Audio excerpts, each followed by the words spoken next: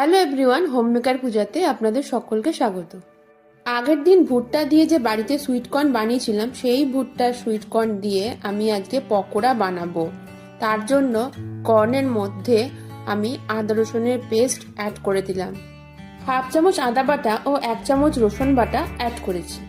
এবারে আমি কুচনো ধনে পাতাও অ্যাড করে দিলাম। 1 চামচ লবণ অ্যাড করে দিলাম। আমি পরিমাণ মতো কাশ্মীরি লঙ্কার গুঁড়ো দিয়ে দিলাম। সামান্য পরিমাণ ধনে গুঁড়ো অ্যাড করে দিলাম। দিয়ে দিলাম সামান্য জিরে গুঁড়ো।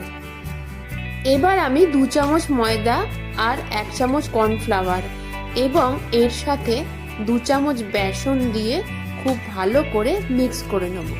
আমি এখানে ঝালের জন্য কোনো রকম কাঁচা লঙ্কা বা কাশ্মীরি লঙ্কা ইউজ করিনি, আপনারা চাইলে ইউজ করতেই পারেন।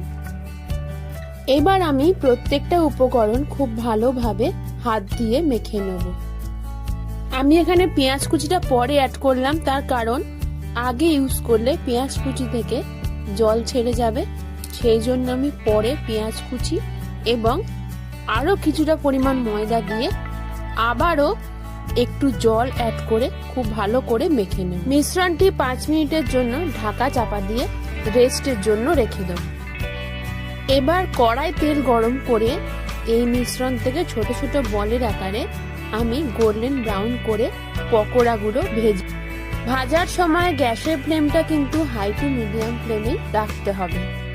একটু সাবধানতা অবলম্বন করে ভাজতে হবে, তার কারণ তেলের সঙ্গে কর্ন অ্যাড হলে কর্ন কিন্তু ফাটতে পারে। এক পিঠ ভাজা হয়ে গেলে অপর পিঠটাও আমি একই রকম করে ভেজে নেব। এইভাবেই বাড়িতেই ভুট্টা দিয়ে সুইটকর্ন তৈরি করে সেই কর্ন দিয়ে বিভিন্ন রকম আইটেম বানাতে পারেন।